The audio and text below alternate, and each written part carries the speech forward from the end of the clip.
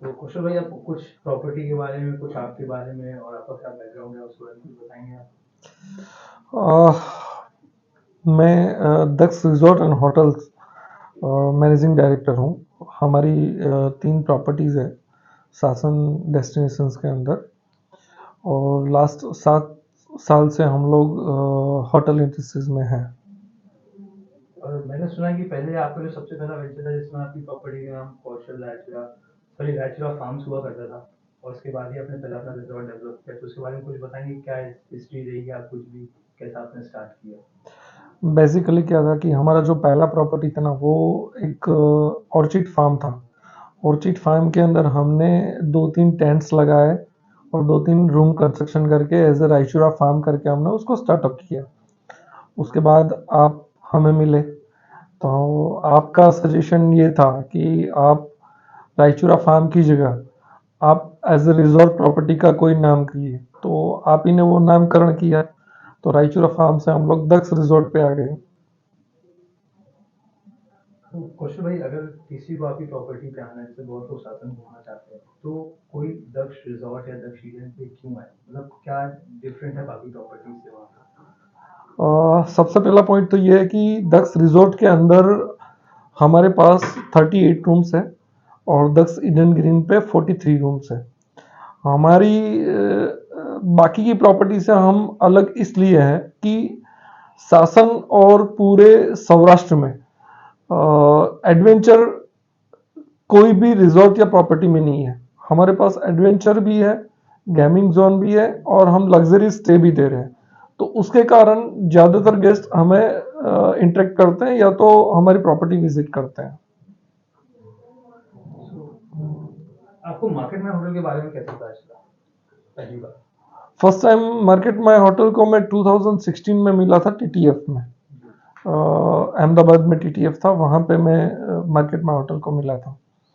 उसके बाद उसके साथ मैंने 2017 से लेके 2019 तक मार्केट माई होटल के साथ काम किया।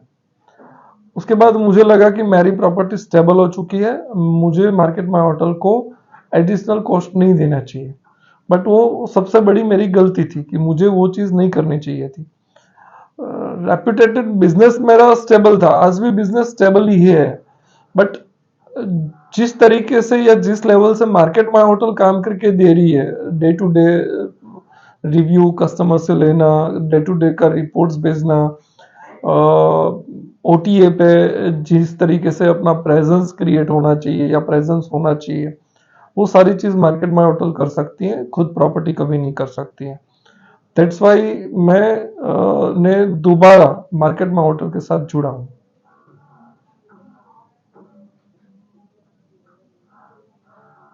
वो कोई भी ऐसा सजेशन जो आपको लगता है कि होटल्स के लिए बहुत इंपॉर्टेंट है, आप एक होटलियर हैं, आपको खुद पता है कि डे टू डे चीज़ों में क्या चीज़ों की जरूरत पड़ती है, तो ऐसा क्या आपको लगता है एज ए ओनर, जो मार्केट में होटल्स आपको एडिशनल सपोर्ट करता है, जो शायद आप खुद या फिर टीम उस लेवल पे शायद आप कहीं ना कहीं लैग कर रहे थे, ऐसा कोई पॉइंट आपको लगता है जो आपको शेयर करना है?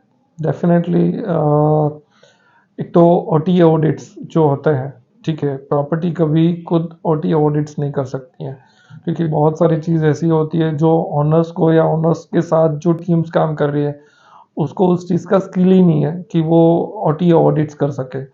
Second point of view, guest से रिव्यू लेना। गेस्ट चेकआउट होने के बाद कई बार प्रॉपर्टी से हम लोग अप्रोच करते हैं कि गेस्ट हमें एट ए टाइम चेकआउट के टाइम रिव्यू दे, बट वो पॉसिबिलिटी नहीं होती है क्योंकि गेस्ट जल्दबाजी में होते हैं चेकआउट करने के टाइम में। तो उसके बाद हम लोग गेस्ट से रिव्यू कॉल नहीं कर सकते हैं या कॉल करते हैं तो प्रॉपर रिस्पॉन्स नहीं होता है। बट मार्केट में होटल कंटिन्यूअस गेस्ट के साथ बात करती हैं, उनको कुछ भी रिव्यूज उसका या गलत हो या उसमें कोई प्रॉब्लम हो तो वो भी करेक्ट करवाती है मार्केट माई होटल।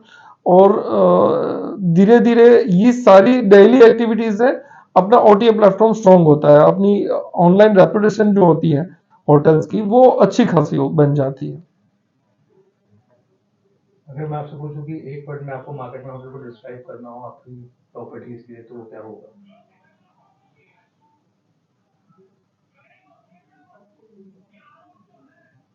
मार्केट में होटल मैंने तो लास्ट 7 साल में एक्सपीरियंस कर लिया है। जो मार्केट में होटल कर सकते हैं ना, बाकी कोई नहीं कर सकता है। कौशल भाई, आपके साथ मैं शासन में था एक हफ्ते पहले। तो जैसे आपने हमारे साथ काम किया स्टार्टिंग में, आपने में प्रॉपर्टी तभी जो कोई फार्म हुआ करता था, फिर हमने अपनी आंखों के सामने उसको फार्म से रिजॉर्ट बनते देखा। हमने 5 साल काम किया, बहुत अच्छी तरीके से काम किया, आपका नाम लेकर हमने बहुत जगह रेफरेंसेस दिए। और इसके बाद आपने एक ब्रेक लिया मार्केट में होटल से, आप दोबारा मार्केट में होटल के पास वापस आए और दो प्रॉपर्टीज के साथ आए। जो डेफिनेटली। पहली थी उससे अच्छा प्रोडक्ट लेके आप आए। तो ऐसा क्या रीजन था जो आप दोबारा, भी आपने मार्केट में होटल से हटने के बाद शायद आपने और भी सर्विसेज बाकी कंपनी से ट्राई करी, तो ऐसा को क्या डिफरेंट लगा जो आपने वापस आने का प्लान किया? आपने ऑफिस में, मुझे याद है आपने मुझे कुछ लाइन बोली थी। वो लाइन ये थी कि आप जैसा ईमानदार और लगे काम करने वाला व्यक्ति मुझे नहीं मिला, कंपनी नहीं मुझे मिली। डेफिनेटली ज्ञानेंद्र, एक बहुत ही टचवुड, मैं ऑनेस्टली आपको ये चीज़ बताता हूँ कि जिस टाइम पे मार्केट में होटल के पास 10 या 15 होटल्स थी, और जिस डेडिकेशन से मार्केट में होटल उस टाइम पे काम करती थी, आज मार्केट में होटल के पास 100 से ज्यादा होटल्स है, फिर भी उनका वही डेडिकेशन है। ये सबसे बड़ी बात होती है, क्योंकि कोई भी कंपनी या कोई भी पर्सन, कोई भी व्यक्ति जब ग्रोथ करता है, तब उसका डेडिकेशन है ना, वो हट जाता है उस जगह से।